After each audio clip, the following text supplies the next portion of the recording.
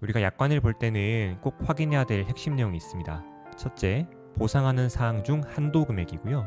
두 번째, 공제 금액, 즉 본인 부담금입니다. 그리고 마지막으로는 보상하지 않는 사항이죠. 즉 약관의 많은 내용 중에서 이 부분만 정확하게 파악을 하시면 어렵지 않게 약관을 이해할 수 있습니다.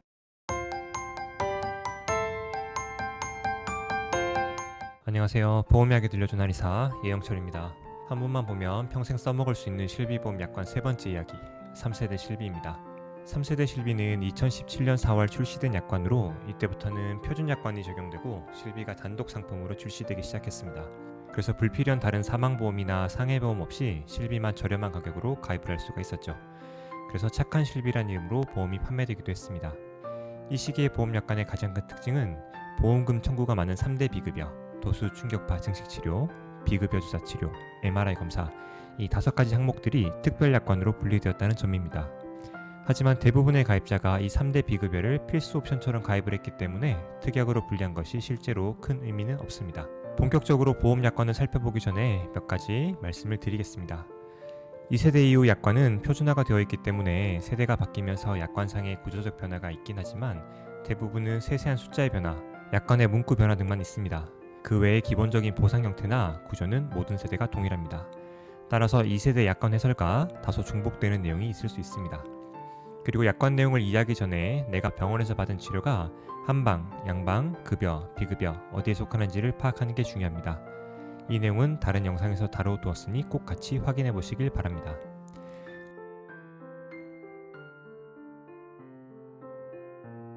오늘 가져온 약관은 메리츠에서 나온 실손의료보험 1704 약관입니다. 약관 제목 제일 뒤에 붙어있는 4가지 숫자를 유의 있게 보셔야 하는데요.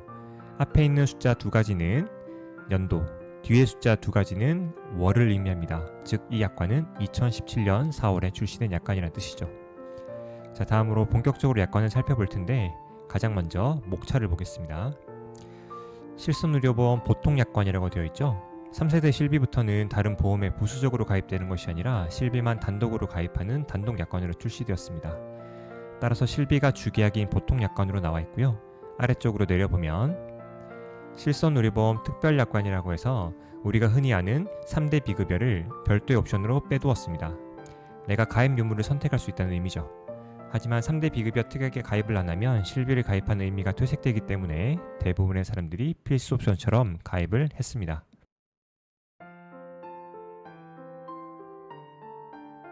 이제 보통약관부터 한번 살펴보겠습니다. 보통약관은 기본형 실손의료보험이라고 부르며 3대 비급여를 제외한 나머지 항목에 대해서 보상해주는 약관입니다. 크게 상해, 질병, 그리고 각각 입원과 통원으로 나누어져 4가지 종류의 보장 종목이 존재합니다. 여기에서 상해라고 함은 갑자기, 우연하게, 외부의 요인에 의해서 다친 경우를 의미하고 상해가 아닌 경우 모두 질병이라고 분류를 하게 됩니다.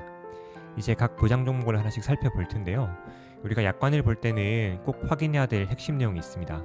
첫째, 보상하는 사항 중 한도 금액이고요. 두 번째, 공제 금액, 즉 본인 부담금입니다. 그리고 마지막으로는 보상하지 않는 사항이죠. 즉 약관의 많은 내용 중에서 이 부분만 정확하게 파악을 하시면 어렵지 않게 약관을 이해할 수 있습니다.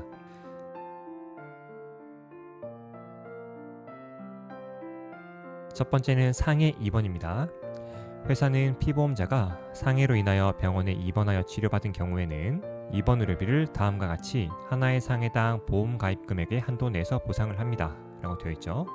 자, 여기서 첫 번째 한도에 대한 이야기가 나왔습니다. 한도는 하나의 상해당 최대 5천만 원이며 가입 시에 선택을 할 수 있습니다. 하지만 대부분 5천만 원을 선택하도록 세팅되어 있는 경우가 많습니다. 다음으로 공제 금액에 대한 내용인데요. 아래쪽 표를 보시면 표준형, 선택형 이렇게 2가지 옵션이 존재합니다. 이 중에서 하나를 선택해서 가입을 할 수 있는데요. 선택형이 더 나은 보상 조건을 가지고 있기 때문에 대부분은 선택형으로 가입을 하게 됩니다. 앞으로 약관 설명 시에도 모든 항목은 선택형을 기준으로 말씀을 드리겠습니다. 선택형의 보상 구조를 보면 입원 진료, 입원 재비용, 입원 수술비, 그리고 상급 병실료 차액으로 나누어져 있는데요. 여기서 상급 병실료라고 함은 한방병원 기준에서 1인실, 한의원 기준에서는 1에서 3인실을 의미합니다. 상급병실료는 대부분 비용이 많이 발생되다 보니 실비에서는 50%를 공제하고 나머지 금액을 보상하는데요. 그 보상액의 하루 한도는 평균 10만 원입니다. 따라서 입원 기간 중 발생하는 상급 병실을 모두 더한 뒤 입원 일수로 나누어서 평균 금액을 계산하고 그 금액을 10만 원 한도 내에서만 보상을 합니다. 다만 한방병원, 한의원에서 발생되는 상급 병실료는 한방 비급 항목에 속하게 되는데요. 뒤에서 나오겠지만 표준화 실비는 한방 비급 항목이 보상되지 않습니다. 따라서 실제로 한의원 한방병원에서는 상급 병실료는 보상받지 못한다고 보시면 되겠습니다. 다음으로 위쪽에 있는 상급 병실료를 제외한 나머지 비용들에 대해서 살펴보겠습니다. 급여 본인 부담금의 90%와 비급여 항목의 80%에 해당하는 금액을 보상해준다고 되어 있는데요. 급여와 비급여의 공제 금액이 차이가 있습니다. 즉 급여는 10%, 비급여는 20%를 본인이 부담해야 하며 나머지 부분에 대해서만 보상을 받을 수 있다는 의미입니다. 그리고 본인이 부담해야 하는 금액의 총합이 매년 계약일을 기준으로 200만 원을 초과하는 경우에는 그 초과분은 보상을 받을 수 있습니다. 자, 말이 조금 어려울 수 있는데 예를 들어 살펴보겠습니다. 환자가 병원에 입원해서 급여 본인 부담금이 200만 원, 비급여가 1000만 원 가량 발생했다고 가정해 보겠습니다. 그러면 약관상에서는 급여의 10%인 20만 원, 비급여의 20%인 200만 원을 본인이 부담해야 합니다. 하지만 금액을 합산하면 220만 원으로 200만 원을 초과했죠. 따라서 실제 환자는 200만 원까지만 부담을 하고 나머지 금액은 회사에서 보상을 합니다. 그렇게 계산을 하면 실제로 환자가 부담해야 하는 금액은 1200만 원 중 200만 원이며 나머지 1000만 원은 보험사에서 보상을 받을 수 있는 것이죠. 다음 아래쪽 3번 항목을 보시면 국민건강보험법을 적용받지 못하는 경우에 대해서 나와 있는데요. 외국인, 건강보험료 체납자 혹은 자동차 보험이나 산재보험에서 보상받는 경우에는 건강보험 적용을 받지 못합니다. 이때는 본인이 부담한 의료비의 40%만 보상을 받을 수 있습니다. 4번의 경우 보상 한도에 대한 이야기인데요. 아까 위쪽에서 보상 한도는 5천만 원이라고 말씀을 드렸습니다. 그리고 보상 한도가 소진이 되면 보상에서 제외가 됩니다. 이를 면책이라고 표현합니다. 그런데 이 보상 한도의 소진 시점이 최초 입원일로부터 275일 이상인 경우 한도가 소진되고 나면 90일간의 면책 기간이 부여됩니다. 반면 275일 이내라면 최초 입원일로부터 1년이 지난 시점에서 다시 한도가 복원됩니다. 통상 275일 이내 보험 한도를 소진하는 경우는 되게 드물기 때문에 보상 한도를 다 쓰고 나면 90일가량 보험을 사용하지 못한다고 보면 되겠습니다. 단 이때도 새로운 상해로 인해서 치료를 받는다면 새로운 보상 한도를 적용받습니다. 아래쪽 6번 항목은 직원 할인 제도에 대한 이야기입니다. 의료기관에서 일을 하는 직원은 의료비를 할인받는 경우가 있습니다. 이때 보험 처리는 감면받기 전 금액으로 이루어지기 때문에 때에 따라서는 환자가 검사나 치료를 받고 나서는 오히려 돈을 버는 경우가 발생하기도 합니다. 그러다 보니 3세대 약관에서부터는 감면받은 의료비가 근로소득에 포함되는 경우에 한해서만 감면 전 의료비를 기준으로 보상을 해주게 됩니다. 논외로 요즘은 대기업이나 다른 곳에서도 직원 복지로 인해서 직원이 이득을 보는 부분이 있으면 대부분 근로소득에 포함을 하는 추세인 것 같습니다.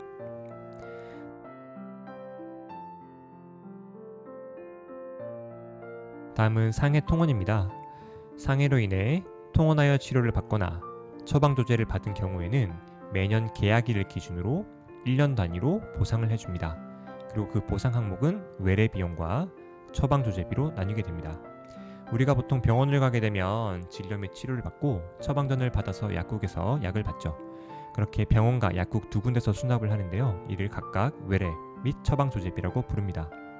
한방의료기관의 경우 의약분업이 시행되어 있지 않기 때문에 한의치료만 받은 경우에는 외래 재비용에 포함되어 청구하도록 되어 있습니다. 자, 이때 보상한도는 급여 본인 부담금과 비급여 합한 금액에서 항목별 공제 금액을 빼고 나머지를 보험 가입 금액 한도 내에서 보상을 해주게 되어 있습니다. 그리고 그 횟수는 계약일로부터 1년간 180회입니다. 이번 보상은 최초 입원일을 기준으로 설정이 되었지만 통원은 보험 계약일이 1년의 기준이 되어 있습니다. 이 보험 가입 금액은 30만 원으로 되어 있으며 통상 외래 25만 원, 처방조제비 5만 원 혹은 외래 20만 원, 처방조제비 10만 원 중에서 하나를 선택하게 됩니다. 공제 금액은 본인 부담금을 의미하는데요. 여기도 표준형과 선택형 두 가지로 나뉘어져 있습니다. 대다수가 가입된 선택형 기준으로 살펴보도록 하겠습니다. 이 공제 금액은 의료기관에 따라서 차이가 있는데요. 의원급인 의원, 한의원에서는 1만원 또는 급여 10%와 비급여 20%의 합계액 중 큰 금액을 공제하며 병원, 한방병원에서는 15,000원과 급여 10%, 비급여 20%의 합계액 중 큰 금액을 공제하도록 되어 있습니다. 자, 이 부분도 예시를 들어 살펴보겠습니다. 병원을 방문해서 급여 2만원, 비급여 10만원에 해당하는 비용이 발생되었습니다. 이 환자의 공제 금액을 살펴보면 병원급이기 때문에 우선 15,000원, 그리고 급여 10%, 비급여 20%를 계산해서 더해보면 0.2만원과 2만원을 더하기 때문에 2.2만원이 나오게 되죠. 이 중에서 후자인 2.2만원이 더 크죠. 따라서 총 병원비 12만원 중에서 2.2만원을 공제하고 9.8만원을 돌려받게 됩니다. 그리고 만약 처방전을 받아 약국을 방문했다면 이 부분은 별도로 8,000원과 급여 10%, 비급여 20% 중 큰 금액을 공제하도록 되어 있습니다. 아래쪽에 보상기간은 계약일을 기준으로 한다고 말씀을 드렸고요. 매년 계약일이 되면 180회 횟수 제한이 리셋이 됩니다. 이 아래쪽에 있는 3번은 아주 중요한 내용입니다. 하루에 같은 치료를 목적으로 의료기관을 2번 이상 내원할 경우 1회의 외래로 간주한다는 것인데요. 한방병원을 이용하여 한방치료, 양방치료를 각각 받은 경우 엄밀히 보자면 환자는 2종류의 의료기관에서 진료를 받은 것입니다. 영수증도 각각 발급되는 것을 알 수 있죠. 그래서 이 3번 조항이 없다면 15,000원씩 공제를 2번 해서 총 3만원을 부담해야 되지만 같은 치료를 목적으로 내원했다면 한방, 양방 금액을 모두 합산하여 한 번만 공제를 받게 됩니다. 따라서 15,000원만 부담하면 되기 때문에 본인 부담금이 줄어드는 효과가 있습니다. 아래쪽 5번과 6번은 앞에서 다루었던 내용이기 때문에 넘어가도록 하겠습니다.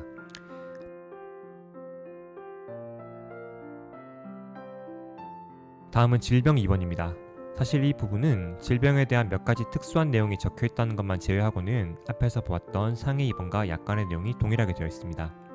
간단히 보자면 한도는 5천만원 이내에 정하도록 되어 있고 선택형 기준에서 급여 90%, 비급여의 80%를 보상받습니다. 그리고 상급병 진료는 50%를 1일 평균 10만원 이내에서 보상을 받게 되고 건강보험을 적용받지 못하는 경우에는 40%를 보상받도록 되어 있습니다. 다만 이 질병 부분에는 질병부담보라고 하는 상해는 없는 내용이 약관상 기재되어 있습니다. 우리가 보험을 가입하는 시점에 어떤 질환을 앓고 있을 수도 있는데요. 이런 질환이 있는 경우 보험금을 청구할 가능성이 높아지죠. 따라서 보험사는 리스크를 줄이기 위해서 이런 환자들의 가입을 거절하거나 해당 질환에 대해서만 보상하지 않는다는 약속을 하고 보험을 가입시켜주게 됩니다.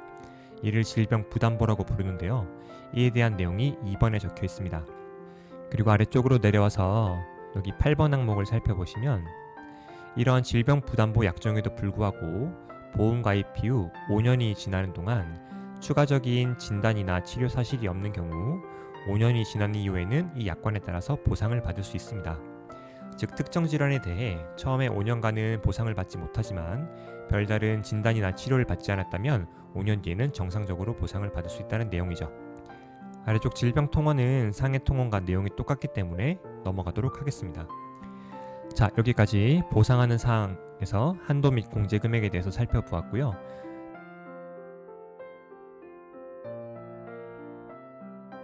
다음으로 볼 것은 보상하지 않는 사항입니다. 이를 면책사항이라고 부르는데요. 면책사항에 해당하는 의료비는 보상을 받지 못하며 면책사항이 기재가 되어 있지 않는 내용에 대해서는 모두 보상을 받을 수 있습니다. 따라서 내가 면책사항에 해당하는 부분이 있는지 없는지 잘 확인할 필요가 있습니다. 우선 상해 2번입니다. 고의로 인해서 다친 경우 보상을 받을 수가 없고요. 임신이나 출산의 경우에도 보상하지 않습니다. 또는 전쟁이나 혁명, 내란과 같은 특수한 경우 또는 의사의 지시를 따르지 않는 경우 보상을 받을 수 없습니다. 다음으로는 상해이다 보니 피보험자가 직업적으로 직무활동 또는 동호회 활동 등을 통해서 이러한 다칠 가능성이 높은 위험한 활동을 할 때에도 보상이 되지 않습니다. 아래 3번 항목은 가장 중요한 부분입니다. 첫 번째를 보면 한방치료에서 발생한 요양급여에 해당하지 않는 비급여 의료비는 보상하지 않는다고 되어 있죠. 이 부분은 2세대 이후 모든 표준화 약관에 명시되어 있는 내용인데요. 2세대 약관이 나온 이후 한방치료의 정의에 대해서 분쟁이 많다 보니 2016년 1월부터 나온 내용에는 다음과 같은 내용이 모두 기재되어 있습니다. 한의사를 제외한 의사의 의료 행위에 의해서 발생한 의료비는 보상합니다 라고 되어 있죠. 즉 한방병원에서 한의사에 의한 한방 비급여는 보상되지 않지만 의사에 의해 발생된 양방 비급여는 보상을 한다는 의미입니다. 이 포인트가 보험사에서 가장 말장난을 많이 하는 포인트 중 하나입니다. 따라서 내용을 정확하게 이해하고 계시길 바랍니다. 다음 아래쪽으로 가서 건강검진이나 예방접종, 영양제, 비타민제, 호르몬 투여, 보신용 투약 등은 모두 면책 대상이고요. 기능 개선이 아닌 외모 개선의 목적으로 인해 받은 치료는 모두 보상하지 않습니다. 이외에 아래쪽 9번 항목을 보시면 자동차 보험이나 산재 보험에서 보상받은 의료비는 중복해서 실비에서 보상하지 않는데요. 단 본인이 부담한 의료비가 있다면 해당 부분은 실비에서 보상을 받을 수가 있습니다. 따라서 교통사고가 났을 때도 실비 청구를 할 수 있는 경우가 있죠. 다음 상해 통원의 경우 내용이 동일하기 때문에 생략을 하고 질병으로 넘어가도록 하겠습니다.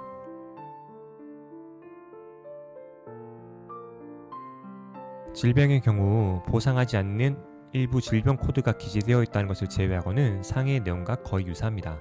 정신과에 해당하는 F코드 중에 일부 항목, 습관성 유상이나 불임, 인공수정 관련된 합병증들, 그리고 임신과 출산과 관련된 내용, 비만이나 요실금, 직장 또는 학문 질환 중 요양급여에 해당하지 않는 비급 항목 등은 모두 면책사항입니다.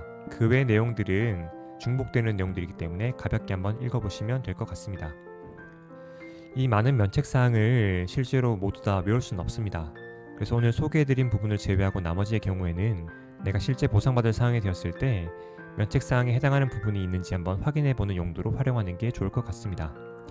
그리고 가장 말미에 보면 3대 비급여 항목은 보상하지 않는다고 되어 있는데요. 이는 특별약관에서 별도로 보상을 하기 때문입니다.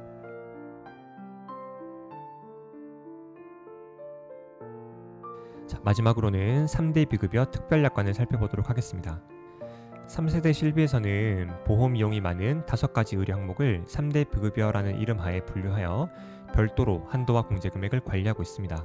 특약에 가입이 되어 있어야 보상을 받을 수 있지만 대부분 필수 옵션처럼 가입을 하고 있습니다. 3대 비급여이기 때문에 특별약관이 3가지이지만 한도와 공제의 금액의 차이만 있을 뿐 대부분의 다른 내용들은 유사합니다. 그리고 앞서 살펴본 보통약관처럼 상해, 질병, 입원, 통원에 대한 구별 없이 보상을 한다는 특징이 있습니다. 첫 번째는 도수치료, 체충격파, 증식치료 특별약관입니다. 5가지 비급여 중에 3가지가 하나의 항목으로 묶여 있습니다. 피보험자가 상해 또는 질병의 치료 목적으로 병원에 입원 또는 통원하여 비급여, 도수, 충격파, 증식치료를 받는 경우에 보상을 하죠. 이 3가지 치료는 근골격계 통증 치료에 많이 활용되는 치료법인데요. 아래에 있는 용어의 정의를 살펴보면 근골격 계통의 기능 개선 및 통증 감소, 힘줄 및 뼈의 재활성, 기능 개선, 통증 감소, 근골격계의 통증이 소실되거나 완화되는 것을 유도하는 치료 행위. 이처럼 근골격 계통의 기능 개선 및 통증 치료하기 위해 시행되는 경우에만 보상이 가능한 특징이 있습니다. 공제 금액과 한도를 한번 살펴보도록 하겠습니다. 본인이 실제로 부담한 비급여 의료비를 보상하게 되고 2만 원 또는 보상 대상 의료비의 30% 중 큰 금액을 빼고 보상을 합니다. 그리고 한도는 계약일 기준으로 하여 1년에 350만 원 또는 50회까지 보상을 하게 되죠. 즉 1년 내에 한도가 먼저 소진이 될 수도 있고 횟수가 먼저 소진이 될 수도 있지만 하나라도 소진이 되면 보상이 종료됩니다. 그리고 다음에 계약일에 한도는 다시 복구됩니다. 여기서 350만 원이 보상 한도이기 때문에 내가 치료를 350만 원까지 받을 수 있구나 라고 생각할 수 있지만 이는 보상 금액 기준으로 얘기한 것이기 때문에 실제 치료는 500만 원 정도까지 받을 수 있습니다. 500만 원에서 70%를 보상받으면 350만 원이 되죠. 간혹 보험사에서 이 도수 치료를 받고 나면 10번밖에 보상이 안 됩니다. 이런 얘기를 하는 경우가 있는데요. 약관상에서는 명확하게 50회라고 정의되어 있습니다. 이는 약관에서 명시되어 있지 않고 보험사에서 자체적으로 제한을 거는 것인데요. 횟수 제한과 관련된 자세한 내용은 별도의 영상에서 다뤄보도록 하겠습니다. 그리고 아래쪽 2번 항목을 보면 한 번 병원에 가서 약관에 적힌 3가지 치료 중 2종류 이상의 치료를 받거나 동일한 치료를 2번 이상 받는 경우 각 치료 행위를 한 번으로 보고 각각 공제 금액과 보상 한도를 적용한다라고 되어 있습니다. 보통 약관에서는 같은 치료를 목적으로 병원을 여러 군데 가거나 한 번의 치료를 여러 번 받아도 딱 한 번만 공제를 했었죠. 하지만 3대 비급여 중 도수, 충격파, 증식치료는 하루에 치료를 여러 번 받으면 각각 1회로 보아 횟수를 적용하고 공제도 할 때마다 개별적으로 적용을 하게 됩니다. 아래에 있는 기타 나머지 부분들과 보상하지 않는 사항에 대해서는 보통 약관의 것과 동일하기 때문에 생략하고 넘어가도록 하겠습니다. 다음은 비급여 주사료 특별약관입니다. 여기서 말하는 비급여 주사료라고 함은 아래에 적혀있는 3가지 이를 제외한 모든 비급여 주사를 의미하는데요. 항암제나 항생제, 희귀의약품 주사는 비급여라고 하더라도 보통 약관에서 보상을 하며 이 항목을 제외한 나머지 주사가 비급여 주사에 해당합니다. 주사 치료의 경우에는 이제 2만 원과 30% 중 큰 금액을 공제하는 것은 동일하고 한도가 250만 원으로 좀 작게 설정이 되어 있습니다. 횟수는 50회로 동일하게 되어 있습니다. 아래쪽 2번 항목은 앞에서 말씀을 드렸고요. 3번의 경우 하루에 2번 이상 치료를 받더라도 1회로 간주한다고 되어 있습니다. 도수치료와 좀 다른 부분이죠. 나머지 항목에 대해서는 보통 약관 혹은 도수치료 특별약관과 내용이 동일합니다. 마지막으로 비급여 MRI 특별약관입니다. 다른 내용은 모두 동일하기 때문에 공제금액과 보상 한도만 살펴보겠습니다. 공제금액은 2만원과 30%중 큰 금액으로 동일하고 보상 한도의 경우 1년 단위로 300만원 한도 내에서 보상을 합니다. MRI는 회당 40만원이 훌쩍 넘는 고가의 검사이기 때문에 횟수 제한은 의미가 없다고 판단되어 특별히 기재되어 있지 않습니다. 이 3세대 실비에서는 본인 부담금이 생각보다 많이 늘었기 때문에 가입자에게 좀 불리할 수 있는데 단 하나 좋은 게 있습니다. 과거 1세대나 2세대 보험의 경우 입원했을 때와 통원했을 때 하루 한도 때문에 보상받는 금액의 차이가 많았습니다. 따라서 MRI와 같은 고가의 검사를 받을 때는 통원 치료를 받는 경우 하루 한도 때문에 모든 항목에 대해서 보상을 받지 못하는 경우가 있었죠. 그래서 이 실비 청구를 위해서 1박 2일 혹은 2박 3일 입원을 하는 경우가 있었습니다. 하지만 3세대 약관에서는 입원과 통원의 구별이 없어졌기 때문에 굳이 검사를 하기 위해서 입원할 이유가 사라졌습니다.